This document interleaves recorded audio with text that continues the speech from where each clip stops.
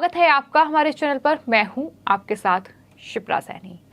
भारत के प्रधानमंत्री नरेंद्र मोदी का डंका पूरी दुनिया में बज रहा है और यही वजह है कि दुनिया के तमाम बड़े देश भी भारत की तारीफ कर रहे हैं। और इसी कड़ी में अब माइक्रोसॉफ्ट के सह संस्थापक बिल गेट्स ने एक बार फिर से भारत की तारीफ की है। उन्होंने अपने पर्सनल ब्लॉग में भारत के प्रधानमंत्री नरेंद्र मोदी की तारीफ करते हुए ये कहा है कि G20 में भारत दुनिया को राह दिखा सकता है। प्रधानमंत्री नरेंद्र मोदी की कल्याण सशक्तिकरण योजनाएं कई देशों के लिए ब्लूप्रिंट होनी चाहिए, ये उम्मीद भी बिल गेट्स की ओर से जाहिर की गई है। तो माइक्रोसॉफ्ट के सह संस्थापक बिल गेट्स ने अपने पर्सनल ब्लॉग में भारत को लेकर तमाम बातें लिखी हैं और साथ ही ये भी बताया है कि किस तरह से भारत दुनिया को राह दिखा सकता है और ज्यादा स्वस्थ, न्याय संगत और समृद्ध दुनिया की ओर बढ़ने की रफ्तार निर्भर करती है कि प्रतिबद्धता और इनोवेशन पर। ये उनकी तरफ से लिखा गया है। साथ ही कहा है कि यही वह बिंदु है जहां भारत दुनिया को राह दिखाता है। पिछले 2 दशकों से bill and Melinda Gates foundation Bharat में काम कर रहा है और हम ये देखकर लगातार हैरान होते रहे हैं कि यहाँ के लोग कितने गहराई से अपनी चुनौतियों को समझते हैं और कितनी कुशलता से उन्हें हल करने की कोशिश भी करते हैं और देसी उपाय खोजते हैं उन्हें हल करने के लिए। इस महीने की शुरुआत में हमारे फाउंडेशन ने सस्टेनेबल डेवलपमेंट गोल यानी SDG की दिशा में हुई प्रगति पर एक रिपोर्ट जारी की। ये लक्ष्य गरीबी और भूखमरी मिटाना, आर्थिक विकास हासिल करना और साथ ही साफ पानी और शौचालय तक उसकी पहुंच सुनिश्चित करना और अन्य 2030 तक हासिल करने का निश्चय 7 साल पहले संयुक्त राष्ट्र में सभी सदस्य राष्ट्रों ने किया था। ये उनकी तरफ से अपने पर्सनल ब्लॉग में उन्होंने लिखा है। हिंदुस्तान को लेकर तमाम बातें उनकी तरफ से लिखी गई हैं। उन्होंने कहा कि ये रिपोर्ट दिखाती है कि मौजूदा स्थिति ठीक नहीं है और इन लक्ष्य की ओर बढ़ती दुनिया की गाड़ी पटरी से उतर चुकी है, मगर फिर भी भारत ने जो प्रगति और जैसी लीडरशिप दिखाई उसकी बदौलत मुझे अभी भी उम्मीद है कि हम वहां तक पहुंच सकते हैं। प्रधानमंत्री नरेंद्र मोदी की नेतृत्व में भारत ने कई ऐसे बड़े कदम उठाए हैं जिनसे SDG की दिशा में प्रगति तेज होने के आसार बने हैं। ये बड़ी बातें उनकी तरफ से कही गई हैं। इसके अलावा तमाम भारत सरकार की ओर से यानी प्रधानमंत्री नरेंद्र मोदी ने देशवासियों के लिए जिन योजनाओं की घोषणा की, फिर चाहे वो आयुष्मान भारत योजना हो, फिर चाहे वो डिजिटल को बढ़ावा देने की बात रही हो या फिर महिलाओं के लिए बैंक में खाते खुलवाने की बात रही हो, जनधन योजना जो चलाई गई थी, तमाम योजनाओं का जिक्र करते हुए बिल गेट्स ने भारत की तारीफ की है। लेकिन इसी के साथ साथ ये भी कहा है कि UN महासभा की बैठक न्यूयॉर्क में संयुक्त राष्ट्र महासभा की बैठक के मद्देनजर मैं ये सोच रहा हूं कि भारत का जो योगदान रहा है दोनों तरफ से, जो देश के अंदर हुआ वह भी और जो दुनिया भर में पहुंचा वह भी, उससे सीख लेकर कैसे दूसरे देश ऐसी दुनिया बना सकते हैं जिसमें हर व्यक्ति चाहे वह कहीं भी रहता हो एक स्वस्थ और उत्पादक जिंदगी जीने का मौका उन्हें मिले।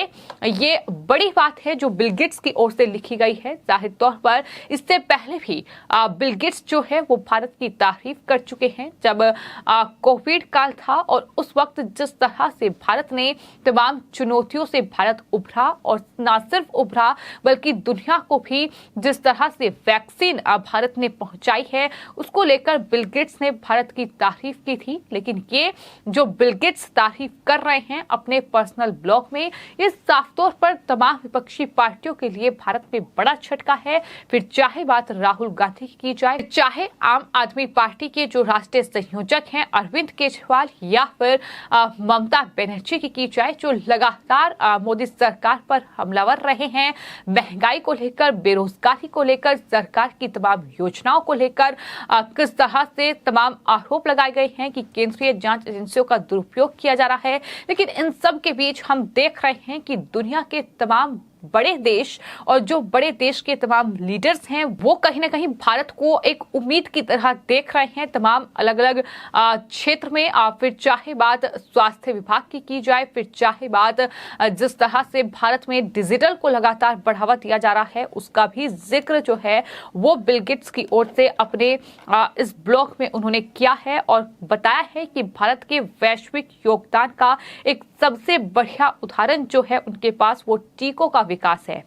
उन्होंने इस बात को भी कहा है कि वैक्सीन अलायंस गावी द्वारा दुनिया भर में बांटे गए हर 5 टीकों में से 2 टीके जो हैं कोविड काल में वो भारत में बने हुए थे। महामारी के दौरान 2021 के शुरू में सप्लाई की कमी के बावजूद भारत में बने टीकों की 2 अरब खुराक देश के अंदर बांटी गई, जबकि 25 करोड़ खुराकें निर्यात की गई। और ऐसा नहीं है कि भारत के टीका ज्ञान से सिर्फ इंसानों को फायदा हो रहा है, साथ ही उन्होंने ये भी कहा कि हमारा फाउंडेशन एनिमल वैक्सीन के क्षेत्र में भी साझेदारी का विस्तार भारत के साथ कर रहा है। ये तमाम बड़ी बातों का जिक्र उनकी तरफ से किया गया। साथ ही दूसरे क्षेत्र का भी जिक्र किया है कि किस तरह से प्रधानमंत्री नरेंद्र मोदी और भारत जो है वो डिजिटल टेक्नोलॉजी को बढ़ावा दे रहा है। इसके साथ साथ दुनिया को कई चुनौतियों से निपटने में भी इससे मदद मिल सकती है, यानी भारत से सीख लेकर दुनिया जो है जो तमाम चुनौतियां उसके सामने आ रही हैं वो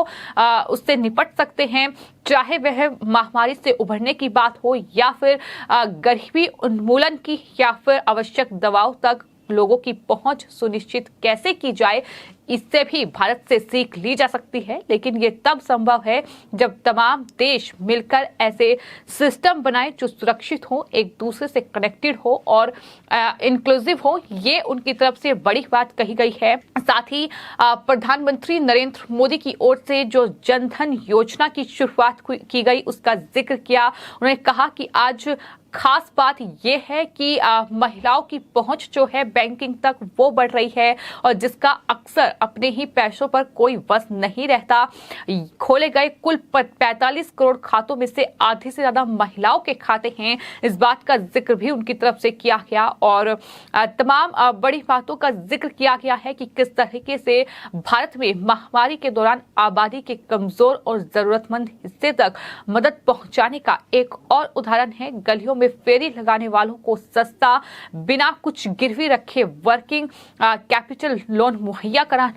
प्रधानमंत्री स्वनिधि कार्यक्रम ने फेरी वालों को इस तरह बैंकिंग सिस्टम से जोड़ा, डिजिटल ट्रांजैक्शन करने पर उन्हें मजबूर किया गया, अपनी क्रेडिट हिस्ट्री बनाने का मौका उन्हें मिला। 30 लाख से ज्यादा स्ट्रीट वेंडर को इससे लाभ पहुंचा है और जिनमें 41% महिलाएं हैं। गौर करने वाली बात यह है कि जहां भारत में जो तमाम विपक्षी दल हैं, जो तमाम विपक्षी पार्टियां हैं, वो इन गहराइयों में नहीं जाती हैं, वो इन बारीकियों को नहीं देखती हैं कि सरकार ने किस वर्ग के लिए क्या काम किया है। लेकिन बिल गेट्स की ओर से जिस तरह से उन्होंने ये अपना ब्लॉग लिखा है, इसमें एक एक बात का जिक्र किया गया है कि किस तरह से भारत इन चुनौतियों से निपटा है और कहीं न कहीं दुनिया के सामने एक उदाहरण भी पेश किया है कि महामारी का ये कहीं ना कहीं चुनौतीपूर्ण वक्त, लेकिन इस वक्त में भी अवसर कैसे तलाशते हैं ये भारत ने करके दिखाया है। प्रधानमंत्री नरेंद्र मोदी के नेतृत्व में ये संभव हो पाया है और सिर्फ बिल गेट्स ही नहीं बल्कि जिस तरह से यूएन में यानी संयुक्त राष्ट्र महासभा में भी जमैका की जो विदेश मंत्री थी उनकी तरफ से भी भारत की तारीफ की गई थी कि कोविड महामारी में जिस तरह से भारत ने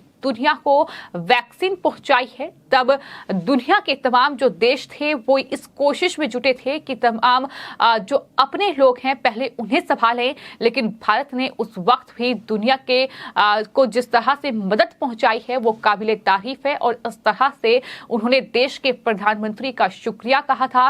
तो ये तमाम कहीं ना कहीं भारत की तारीफ है जो यूएन से लेकर अब इस तरह से दुनिया के तमाम जो दिग्गज लीडर्स हैं, तमाम जो अरबपति हैं, जो कि इन्वेस्टर्स हैं खास तौर पर, वो दरअसल भारत की तारीफ कर रहे हैं। तो ये भारत के लिए बहुत अच्छा है।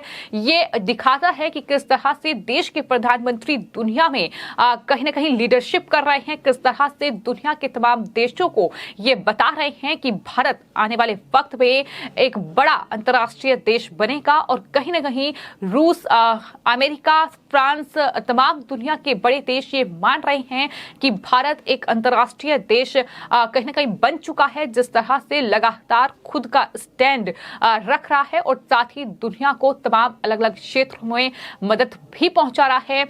आयात के बजाय निर्यात पर ध्यान दिया जा रहा है। ये तमाम बड़ी वजह है कि भारत का डंका आज दुनिया में बज रहा है और इस तरह से देश के प्रधानमंत्री नरेंद्र मोदी की तारीफ लगातार हो रही है, उनके नेतृत्व की तारीफ हो रही है। और शायद यही वजह है कि विपक्ष इस तरह से दिल मिलाया हुआ है कि अभी ऑप्शन बचा नहीं है। और यही वजह है कि विपक्ष लगातार इकट्ठा होने की कोशिश कर रहा है, लेकिन इकट्ठा भी नहीं हो पा रहा है।